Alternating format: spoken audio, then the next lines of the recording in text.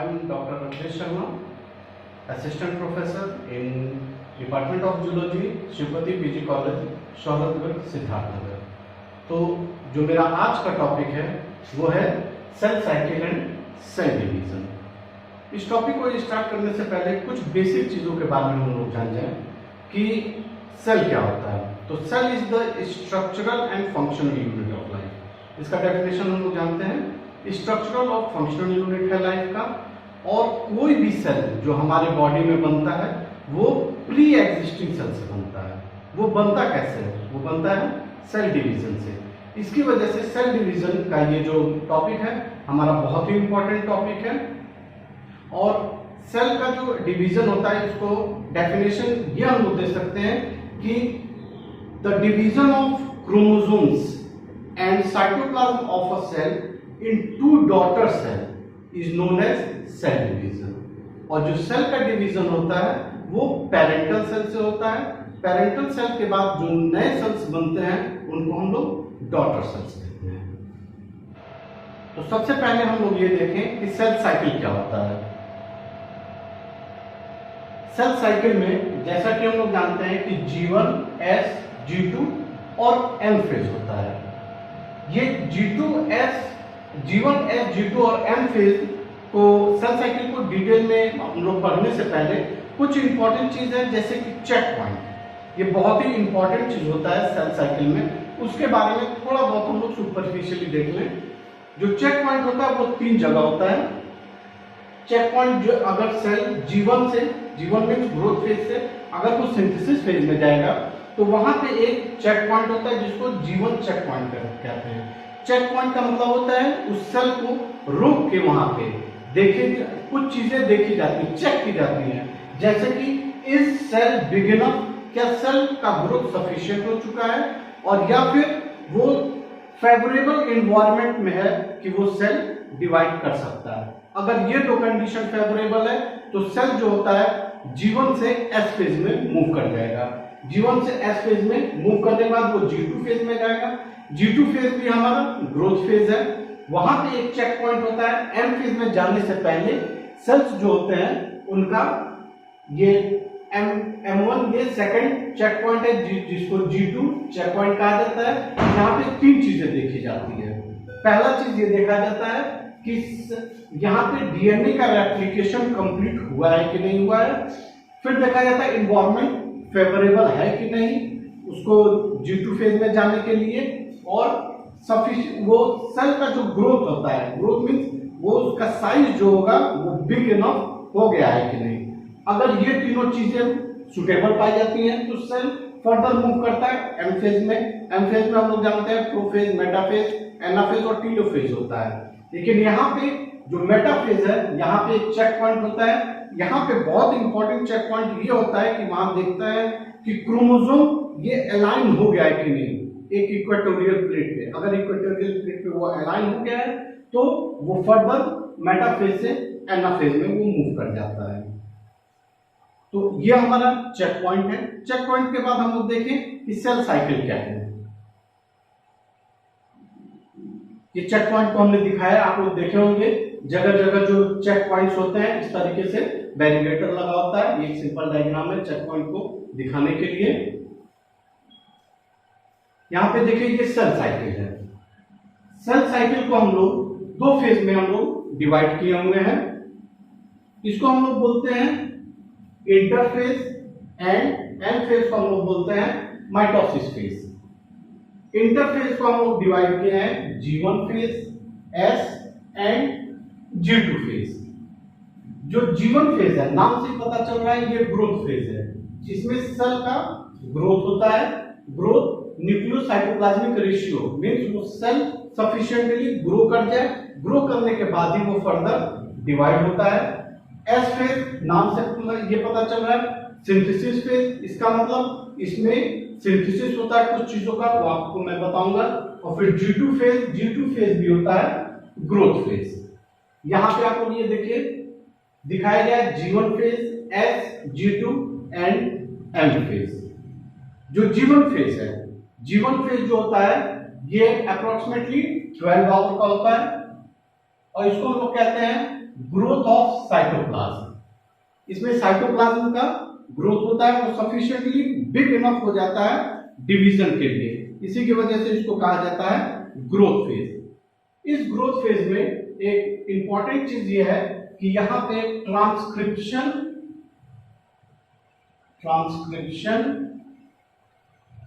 And translation, transcription और translation का यहाँ पे प्रोसेस होता है। ट्रांसक्रिप्शन और ट्रांसलेशन का मतलब ये हुआ कि यहाँ पे एमआरएनए का फॉर्मेशन होगा। एमआरएनए का फॉर्मेशन होने के बाद यहाँ प्रोटीन्स का फॉर्मेशन होता है और वो प्रोटीन्स एंजाइम बनाते हैं, और ये जो एंजाइम्स बनते हैं या फिर जो ग्रोथ होता है वो एस फेज के लिए होता है। एस फेज नाम से ये कि वो सिंथेटिक फेज है। तो यहाँ पे फर्स्ट पॉइंट है प्रोटीन्स यहाँ पे बनते हैं, प्रोटीन्स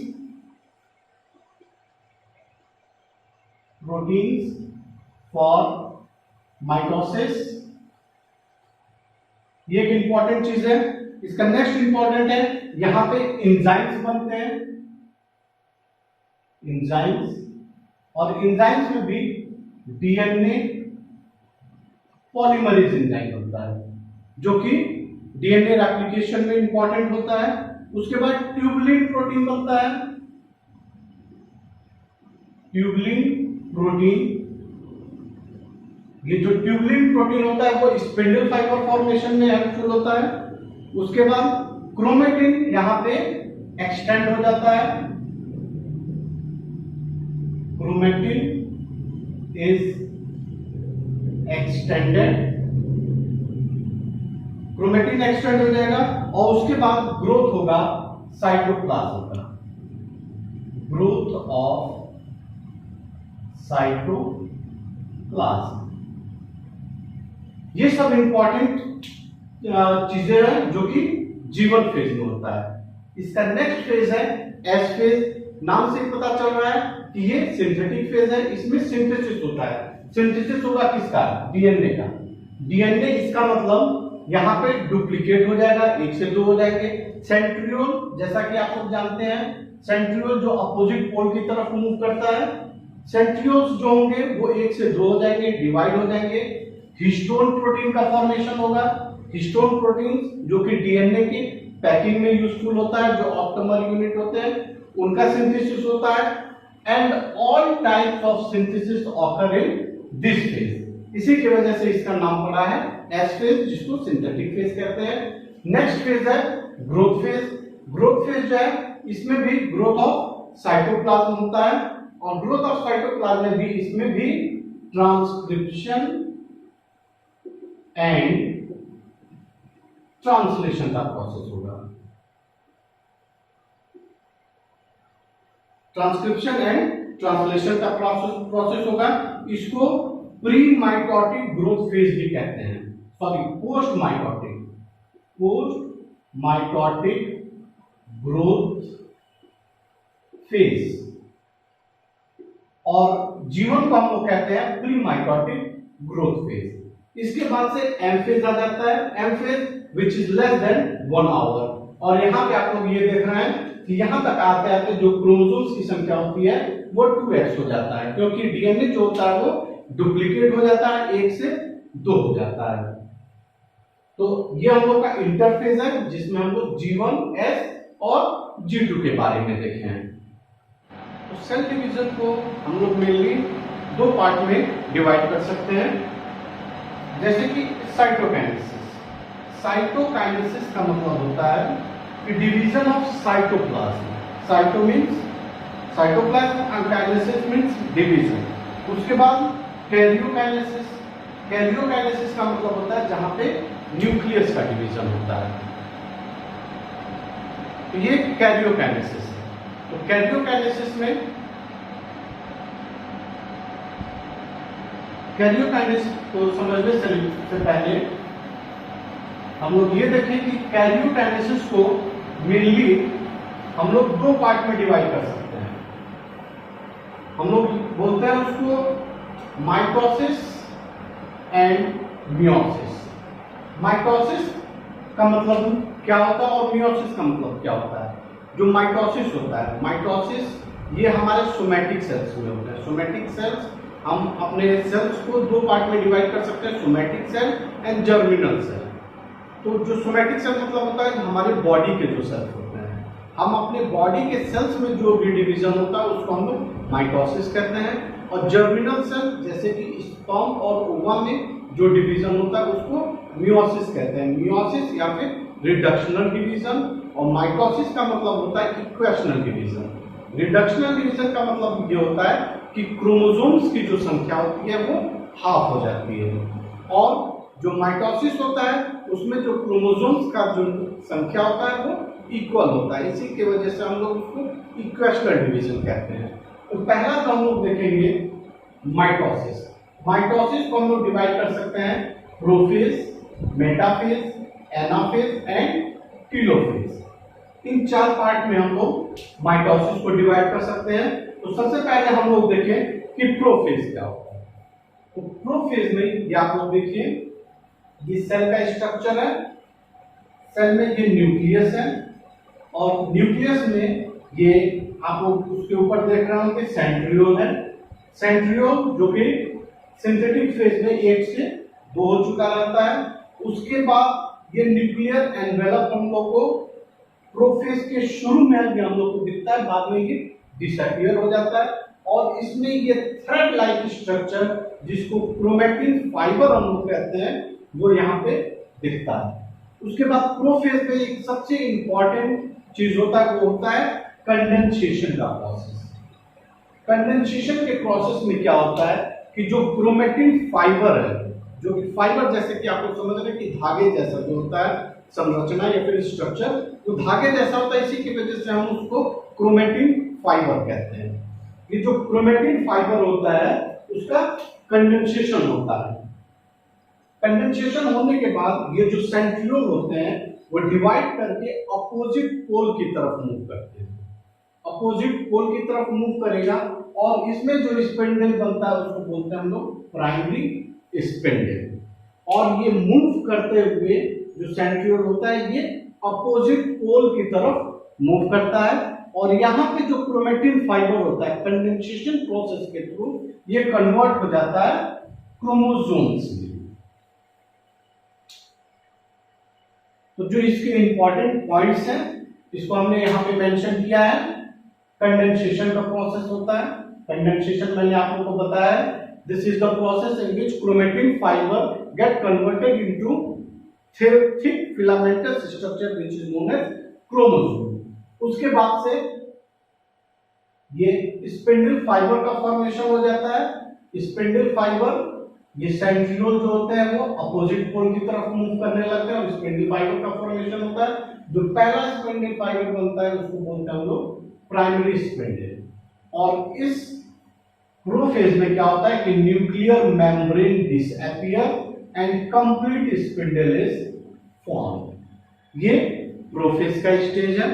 प्रोफेज के बाद हम लोग दूसरा जो स्टेप होता है वो होता है मेटाफेज। यह है मेटाफेज। इसको डायग्राम से हमने ये दिखाया है। तो सबसे पहले हम लोग इस डायग्राम को समझ लें कि डायग्राम क्या रिप्रेजेंट कर रहा है। यहाँ पे ये आप लोग देखिए कि न्यूक्लियर मेम्ब्रेन प्रोफेज में टोटली डिसअपियर हो चुका है, और जो क्रोमैटिन फाइबर है क्रोमोसोम्स में कन्वर्ट हो गए हैं। और जो क्रोमोसोम्स होते हैं वो क्या होते हैं, वो इक्वेटोरियल प्लेट, एक प्लेट होता है जो बिल्कुल बीचों बीच में होता है। वो सारे क्रोमोसोम्स जो होते हैं वो इक्वेटोरियल प्लेट की तरफ आके अरेंज हो जाते हैं।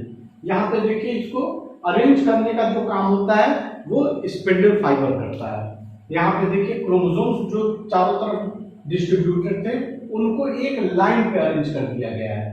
इसी को हम लोग बोलते हैं इक्वेटोरियल प्लेट। इक्वेटर पे ये बिल्कुल बीचों बीच में अरेंज होता है, इसी की वजह से हम लोग इक्वेटोरियल प्लेट कहते हैं। और इसमें जो होता है दो तरीके के स्पिंडल फाइबर्स होते हैं। एक डिसकंटीन्यूअस होता है, डिसकंटीन्यूअस एंड कॉन्टिन्यूअस। इसके नाम से ही पता चल रहा है जो स्पिंडल फाइबर टॉप से लेके बॉटम तक आता है उसको कॉन्टिन्यूअस कहते हैं। और डिसकंटीन्यूअस स्पिंडल वो होते हैं जो क्रोमोसोम से अरेंज हो जाते हैं, इसको हम लोग कहते हैं डिसकंटीन्यूअस फाइबर्स। और यही दोनों फाइबर्स क्या करते हैं, क्रोमोसोम्स को अरेंज करते हैं इक्वेटर पे। यहां पे देखिए nuclear membrane completely disappear in metaphase, chromosomes move to equator, complete spindle is form and chromosome arranged in a single layer over the equator. The process is known as congregation. बहुत important ये point है, जब equatorial plate पे जब chromosomes arrange होते हैं उस process को हम लोग बोलते हैं कॉन्ग्रेशन. The chromosome attached to spindle fiber with the help of centromere.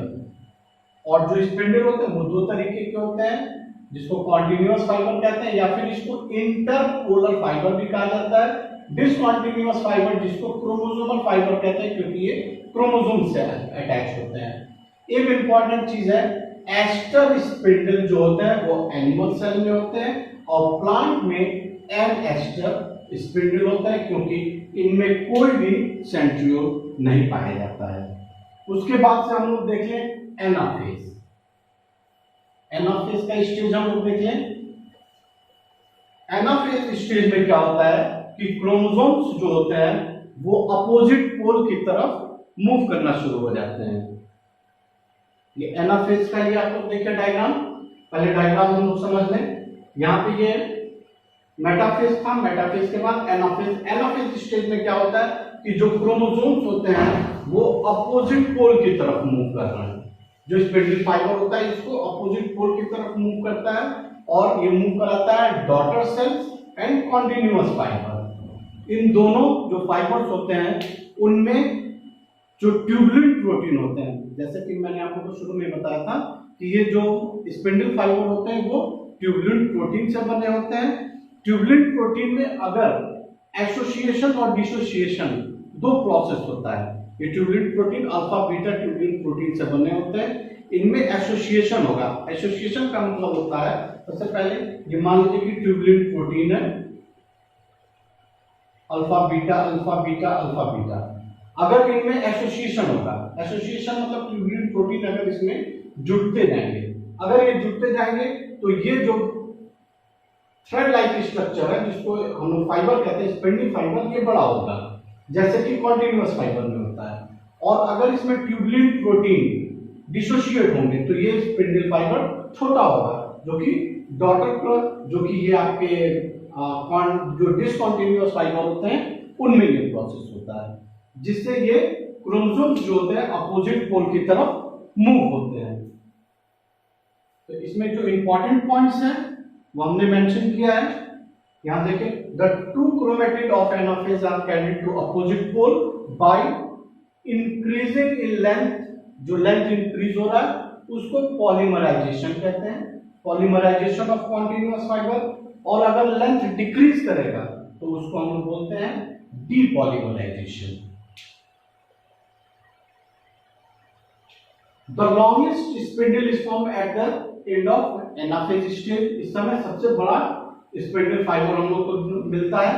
और जो क्रोमोसोम्स के शेप जो हम लोग पढ़ते हैं, जैसे कि हम लोग डिफरेंट शेप जो होता है क्रोमोसोम्स का, वी शेप, एल शेप, आई शेप, ये सब जो शेप्स होते हैं वो हम लोग एनाफेज स्टेज में हम लोग स्टडी करते हैं. उसके बाद नेक्स्ट है इसका टीलोफेज. टीलोफेज में क्या होता है कि जो क्रोमोसोम्स होते हैं, जो प्रोफेज में जितने स्टेप्स होते हैं वो रिवर्स होते हैं टीलोफेज स्टेज में. इसका मतलब जो क्रोमोसोम्स थे, जो थ्रेड, जो चिक स्ट्रक्चर था वो क्रोमेटिन फाइबर में कन्वर्ट होता है. उसके बाद न्यूक्लियर मेम्ब्रेन जो होता है वो रीअपियर होने लगता है. यहाँ पे ये आप लोग देखिए. और न्यूक्लियर एनवेलप जो रीअपियर होता है वो एंडोप्लाज्मिक रेटिकुलम की वजह से होता है. और यहाँ पे देखिए आप लोग जो क्रोमेटिन होता है, जो क्रोमेटिड्स होते हैं वो क्रोमेटिन फाइबर्स में कन्वर्ट होते हैं, जिसको हम लोग बोलते हैं डीकंडेंसेशन. हमने प्रोफेज में देखा था कंडेंसेशन का प्रोसेस, और यहाँ पे होता है डीकंडेंसेशन. और टीलोफेज स्टेज में क्या होता है, दो डॉटर सेल्स का फॉर्मेशन हो जाता है. साइटोकाइनेसिस का मतलब होता है कि साइटोप्लाज्म का डिवीजन. तो यहाँ पे एनिमल सेल और प्लांट सेल में दो अलग अलग तरीके से साइटोकाइनेसिस होता है. तो प्लांट्स, एनिमल के कंडीशन में क्या होता है कि इसके बीच में, दो सेल्स के बीच में ये माइक्रोफिलामेंट्स आके अरेंज हो जाते हैं. माइक्रोफिलामेंट्स अरेंज होने के बाद माइक्रोफिलामेंट्स इन दो, एक सेल को दो डॉटर सेल्स में डिवाइड कर देता है। और प्लांट सेल में क्या होता है कि बीच में फ्रेगमोप्लास्ट आके अरेंज हो जाते हैं, और ये फ्रेगमोप्लास्ट क्या करता है, सेल प्लेट का फॉर्मेशन करता है, और उसके बाद से ये एक से दो सेल डिवाइड कर जाते हैं। तो प्लांट सेल और एनिमल सेल के डिवीजन में क्या डिफरेंस है वो आप लोग देखिए। In animal cell the contractile microfilaments are formed at equator of the cell and they increase in length and attach to the cell membrane at opposite end. Then microfilament contract to form two daughter cell, and in animal cells cytokinesis begins at the surface and complete in the center. इसका मतलब ये हुआ कि मान लीजिए ये एक cell है, सेल डिवाइड कर रहा है दो सेल में, तो एनिमल सेल में क्या होता है कि जो साइटोकाइनेसिस का प्रोसेस होता है वो सरफेस से स्टार्ट होता है। इसका मतलब सरफेस से स्टार्ट होके ये अंदर की तरफ जाएगा और ये डिवाइड करेगा। इसको सेंट्रीपिटल डिवीजन कहते हैं। सेंट्रीपिटल डिवीजन का मतलब होता है कि जो डिवीजन ऊपर से नीचे की तरफ आता है, इसी की वजह से इसको सेंट्रीपिटल डिवीजन कहते हैं।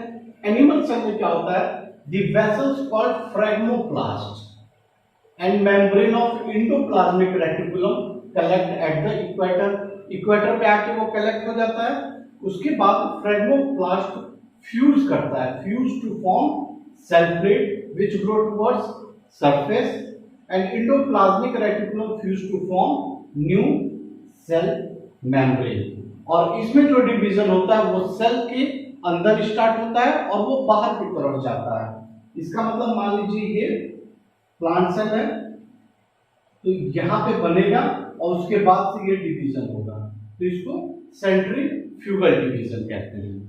तो ये साइटोकाइनेसिस का प्रोसेस था प्लांट सेल और एनिमल सेल में। उसके बाद से ये आप लोग मियोसिस या फिर रिडक्शनल डिवीजन देखिए क्या होता है। अभी हम लोग माइटोसिस पढ़े हैं जिसको इक्वेशनल डिवीजन कहते हैं, और ये जो मियोसिस है इसको रिडक्शनल डिवीजन कहा जाता है। तो रिडक्शनल डिवीजन में क्या होता है कि यहां पे मान लीजिए कि ये डिप्लॉयड सेल है जिसका क्रोमोसोम नंबर है 46। ये क्या होगा कि पहले डिवाइड होगा दो हैप्लॉइड में 23। इस डिवीजन को हम लोग कहते हैं हेट्रोटिपिक डिवीजन। हेट्रोटिपिक डिवीजन में क्रोमोसोम्स की संख्या हाफ हो जाती है।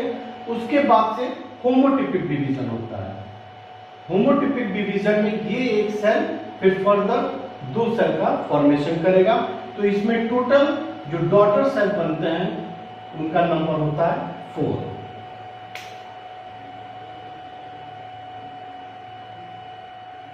इसमें हेट्रोटिपिक और होमोटिपिक डिवीजन को आप लोग देखिए, इसका डेफिनेशन क्या होगा। Heterotypic division, one cell form two cell in which number of chromosome become half. अभी हम लोग देखें क्रोमोसोम्स की संख्या उसमें हाफ हो जाती है। और होमोटिपिक डिवीजन में one cell form two cell in which the number of chromosomes is same. तो रिजल्ट क्या होगा इसका, the meiosis form 4 cell in which number become half. ये stage of meiotic cell division, meiotic cell division को या फिर meiosis को हम लोग मियोसिस 1 और मियोसिस 2 में हम लोग डिवाइड कर सकते हैं। मियोसिस 1 में प्रोफेज 1, प्रोफेज 1 को फर्दर हम लोग डिवाइड कर सकते हैं लैक्टोटीन, जाइगोटीन, पैचिटिन, डिप्लोटीन एंड डाइकेनियासिस। उसके बाद से इसमें मेटाफेज 1 आएगा, एनाफेज 1 एंड देन टीलोफेज 1। उसके बाद मियोसिस सेकंड में prophase 2, metaphase 2, anaphase 2 and telophase 2 and cytokinesis. तो इसमें एक एक स्टेज को हम लोग देखें कि एक एक स्टेज में क्या क्या प्रोसेसेस होते हैं। ये डिफरेंट स्टेजेस को दिखाया गया है जिसमें लैक्टोटीन, जाइगोटीन, पैकिटीन, डिप्लोटीन, डाइकेनियासिस एंड मेटाफेज 1, इन सब एक एक स्टेज को हम लोग एक्सप्लेन करेंगे। ये लैक्टोटीन स्टेज है। लैक्टोटीन स्टेज में क्या होता है मैंने आप लोग को माइटोसिस में भी बताया था कि लैक्टोप्रीन का सबसे इंपॉर्टेंट स्टेज वो होता है कंडेंसेशन। कंडेंसेशन में जो क्रोमेटिन होता है, जो क्रोमेटिन फाइबर लाइक स्ट्रक्चर होता है, वो कंडेंस होके क्रोमोसोम्स का फॉर्मेशन करते हैं। उस प्रोसेस को हम लोग बोलते हैं condensation. Next, the chromosome attach to nuclear membrane at opposite end. इसका मतलब कि जो न्यूक्लियस है उसमें एक एंड पे क्रोमोसोम्स जो होंगे वो अटैच हो जाते हैं। ये लैक्टोप्रीन स्टेज होता है। इसका डायग्राम हम लोग देख लें। यहाँ पे देखिए ये लैक्टोप्रीन स्टेज है जिसपे ये आप लोग को क्रोमेटिन, ये थ्रेड लाइक स्ट्रक्चर ये दिख रहा है। And then in zygote stage, in this phase pairing or synapses of chromosomes occur। ये बहुत इंपॉर्टेंट चीज है। यहाँ पे सिनेप्सिस होता है। सिनेप्सिस इसका मतलब दो क्रोमोसोम्स एक दूसरे के पास आते हैं और इसमें पेयरिंग एक एंड से स्टार्ट होता है, जैसे कि ये इस तरीके से पेयरिंग होता है। ये दो क्रोमोसोम्स हैं, ये पेयरिंग, ये मान लीजिए न्यूक्लियर मेम्ब्रेन से अटैच हो गए दो क्रोमोसोम्स, उसके बाद पेयरिंग इसका स्टार्ट होगा ऊपर से और नीचे की तरफ ये पेयरिंग होता है। और यहाँ पे a synaptonomal complex is formed, very important point, a synaptonomal complex is formed between two chromosome। और इसमें जब दो क्रोमोसोम्स एक दूसरे के साथ आते हैं तो इसको हम लोग बोलते हैं बाइवेलेंट। यहाँ बाइवेलेंट का फॉर्मेशन होता है। इसका डायग्राम हम लोग देख लें। ये बाइवेलेंट का है। यहाँ देखिए ये डायग्राम दिखाया गया है जिसमें सिनेप्टोनोमल कॉम्प्लेक्स फॉर्म हो रहा है। यहाँ पे देखिए ये सिनेप्टोनोमल कॉम्प्लेक्स है और इसमें दो क्रोमोसोम्स का ये पेयरिंग जो मैं आप लोग को बताया था, पेयरिंग एक एंड से स्टार्ट होता है और दूसरे एंड तक पहुंचता है। ठीक है, ये जाइगोटिन स्टेज है। Then pachytene stage. In pachytene stage what happens, each chromosome differentiate into chromatid, so each bivalent is called tetravalent। very important point is this, tetravalent। tetravalent का फॉर्मेशन होता है यहाँ पे। इसका मतलब चार क्रोमेटिड यहाँ पे अपीयर होंगे। और यहाँ पे ये कंपटीशन में बहुत ज्यादा ये क्वेश्चन पूछता है कि क्रॉसिंग ओवर किस फेज में होता है। तो क्रॉसिंग ओवर जो होता है वो होता है पैकेटिन स्टेज में। और इसका डायग्राम आप लोग देख लीजिए। ये पैकेटिन स्टेज है। यहां पे देखिए टेट्राड का फॉर्मेशन हो रहा है और इसी स्टेज में क्रॉसिंग ओवर भी होता है। Then in diplotene stage chiasmata is form. Important point, chiasmata का मतलब ये होता है कि मान लीजिए ये दो क्रोमोसोम्स हैं, इनके बीच क्रॉसिंग ओवर हो गया। ये क्रॉसिंग ओवर हुआ। क्रॉसिंग ओवर होने के बाद जहां पे ये क्रोमोसोम्स एक दूसरे को क्रॉस किए रहते हैं उसी को कियास्मा कहते हैं। इसीलिए जो कियास्मेटा का फॉर्मेशन होता है वो डिप्लोटीन स्टेज में होता है। And lamp brush chromosomes occur in this phase. Lamp brush chromosomes को डिटेल में हम लोग किसी और टॉपिक में देखेंगे, लेकिन यहाँ पे ये आप लोग जान जाइए कि लैम्प ब्रश क्रोमोसोम्स जो होते हैं वो हम लोग को डिप्लोटीन स्टेज में दिखते हैं। उसके बाद diakinesis, the two chromosomes separate from each other so that chiasmata carried to the opposite end is called terminalisation. इसका मतलब आप पैकेटिन स्टेज में देखें क्रॉसिंग ओवर हुआ, डिप्लोटीन स्टेज में देखें कियास्मेटा फॉर्मेशन हुआ, उसके बाद ये एक एंड पे चले जाते हैं यहाँ लास्ट में। इस चीज को हम लोग बोलते हैं terminalisation. And recombination occur in this phase, very important. Recombination का मतलब ये होता है कि एक सेगमेंट जो मदर से फादर में गया और फादर से मदर में जो एक्सचेंज हुआ है वही जो रिकॉम्बिनेशन प्रोसेस होता है वो डाइकाइनेसिस स्टेज में होता है। By the end of prophase nuclear membrane disappear. अब देखिए जब डिप्लोटीन एंड होने लगता है तो उस समय न्यूक्लियर मेम्ब्रेन डिसअपियर हो जाता है और spindle fibre is completely form. इस समय तक स्पिंडल फाइबर पूरी तरीके से बन चुका रहता है। मेटाफेज 1 स्टेज में क्या होता है, the chromosomes arrange in two layer. Very important point, in two layer over the equator of the spindle. अब देखिए यहाँ पे जो टू लेयर का जो फॉर्मेशन होता है ये बहुत ही इंपॉर्टेंट होता है, क्योंकि माइटोसिस फेज में हम देखे थे कि एक सिंगल लेयर था, सिंगल लेयर पे क्रोमोसोम्स अरेंज हो रहे थे एक सिंगल इक्वेटोरियल प्लेट पे, लेकिन यहाँ पे ये दो प्लेट बनते हैं, दो इक्वेटोरियल प्लेट, यहाँ पे क्रोमोसोम्स अटैच होते हैं। ये दो इक्वेटोरियल प्लेट बनने की वजह से जो क्रोमोसोम्स होते हैं उनकी संख्या हाफ हो जाती है। यहाँ पे देखिए आप लोग मेटाफेज स्टेज में यहाँ देख रहे हैं आप लोग, एक इक्वेटोरियल प्लेट ये है और दूसरा इक्वेटोरियल प्लेट ये है, जहाँ पे क्रोमोसोम्स अटैच हो जाते हैं और इससे क्रोमोसोम्स का जो ये सेंट्रोमियर का पोर्शन होता है या फिर काइनेटोकोर, वहां पे आके स्पिंडल फाइबर अटैच हो जाते हैं। और जो स्पिंडल फाइबर होता है वो बना होता है माइक्रोट्यूब्यूल्स का। मेटाफेज स्टेज में ये प्रोसेस होता है। उसके बाद ये देखिए आप लोग एनाफेज स्टेज में, एनाफेज स्टेज में क्या होता है, जो स्पिंडल फाइबर होते हैं वो क्रोमोसोम्स को अपोजिट पोल की तरफ खींच रहे हैं। यहाँ पे देखिए ये अपोजिट पोल्स की तरफ ये मूव कर रहे हैं। The two pair of chromosomes are carried to the opposite pole, so each pole has half the number of chromosomes. तो यहाँ पे जो क्रोमोसोम्स की संख्या होती है वो हाफ हो जाती है। और ये टीलोफेज स्टेज है। टीलोफेज स्टेज में क्या होता है, यहाँ पे आप लोग देखिए टीलोफेज स्टेज में ये कॉन्स्ट्रिक्शन होने लगता है। दो जो एक सेल होते हैं वो कॉन्स्ट्रिक्ट करके साइटोप्लाज्मिक फरो बनाते हैं और यहाँ पे जो एक सेल होता है वो दो सेल्स में डिवाइड हो जाता है। ये पूरा एक वो डायग्राम दिखाया गया है यहाँ पे, interphase 1, prophase 1, metaphase 1 and telophase 1। ये बर्ड व्यू है। यहाँ पे देखिए आप लोग differences between meiosis and mitosis. ये यूनिवर्सिटी लेवल पे ये क्वेश्चन बहुत ज्यादा पूछे जाते हैं कि क्या डिफरेंस है, या फिर आप किसी इंटरव्यू वगैरह में भी जाते हैं तो उसमें ज्यादातर ये क्वेश्चन पूछा जाता है कि इन दोनों मियोसिस और माइटोसिस में क्या डिफरेंस है। तो यहाँ पे कैरेक्टरिस्टिक्स देखिए आप लोग, इसका लोकेशन किस जगह होता है। माइटोसिस सोमैटिक सेल में और मियोसिस रिप्रोडक्शनल सेल में होता है, रिप्रोडक्टिव सेल में। डॉटर सेल इसमें जो chromosomes number will be same, chromosomes की संख्या सेम रहती है। यहाँ क्रोमोसोम्स की संख्या जो होती है वो हाफ हो जाती है। यहाँ पे नंबर ऑफ न्यूक्लियर डिवीजन या फिर इसको कैरियोकाइनेसिस कहते हैं, इसमें एक बार होता है माइटोसिस में। मियोसिस में वो कैरियोकाइनेसिस दो बार होता है। प्रोफेज में देखिए homologous chromosomes do not pair, यहाँ होमोलॉगस पेयरिंग होता है। फिर प्रोफेज में कोई भी क्रॉसिंग ओवर नहीं होता है। माइटोसिस में, जो कि मियोसिस में क्रॉसिंग ओवर होता है, वो भी पैकेटिंग स्टेज में।